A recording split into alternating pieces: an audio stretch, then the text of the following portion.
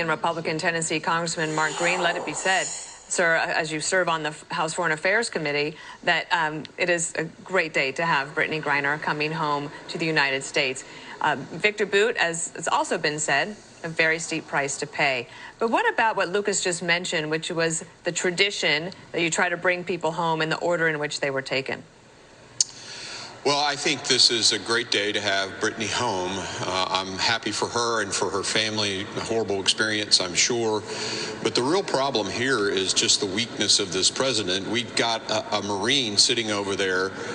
We traded this merchant of death guy who was going to target U.S. military personnel. And so what is the message we're sending to the people serving in our military or who might one day serve? We'll leave the Marine in the jail in Russia. We'll free the guy who was going to target U.S. military soldiers and just get, the high-profile basketball player. It's a terrible message to send not only to the despots of the world who now know that they can get a trade if they just capture an American, but to the military, the United States military, who are saying, yeah, I can serve this country, and the president will leave me and take the basketball player. Well, we hope Paul Whelan's health is better than apparently it was just a short time ago. You might have heard at the top of the show, apparently the U.S. officials had spoken to Whelan at great length today. That would give his family, I imagine, some measure of relief, because apparently the last time he talked to them might have been a week or two ago when he was in that hospital, sir. Yeah, no doubt. He obviously has some health issues. I mean, this guy needs to come home. Served our country.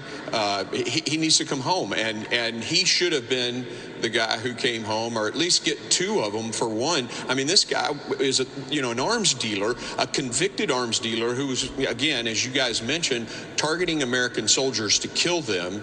And we couldn't get, our president's so weak, he couldn't get, these two guys for this one terrorist, really. It's shameful. And I guess it's just understandable. He was the vice president when we traded 5 Taliban leaders, warlords basically, for Bo Bergdahl. So he was trained by the best, I guess, in doing bad deals. Well, the other thing is, that is an opinion that we could maybe set aside for a moment, but it was the Obama administration that was able to get Boot. He was the #1 wanted person in the world at the time. And it's not just Americans he was targeting. This guy has basically an ocean of blood on his hands across the board. It was the Biden administration, the Obama administration, that helped bring him to justice. There was a press release in 2011 saying that Boot was convicted of conspiring to kill U.S. nationals and U.S. officers and employees. So on that score, Boot has been out of the game for a while, but he is going back to Russia at a time. He's back in the game now. Right, and a time when they are at war with Ukraine. Yeah.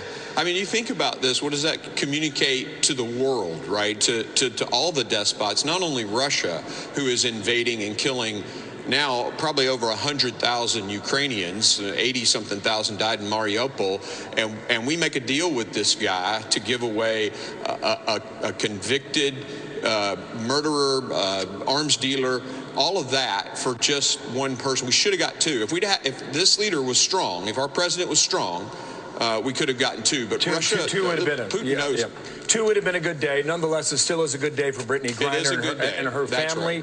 Right. She is coming home, and the hell that she experienced is now over. On board that flight, I imagine she lands sometime around 4 or 5 o'clock this afternoon, maybe even in Washington, D.C. And her wife said that she and Brittney will continue to try to help bring Whelan home, as well as anybody else that's being held unjustifiably around the world. Mark Green, thank you for your time. Brittney, Good day. Thanks, guys. Thank you, sir.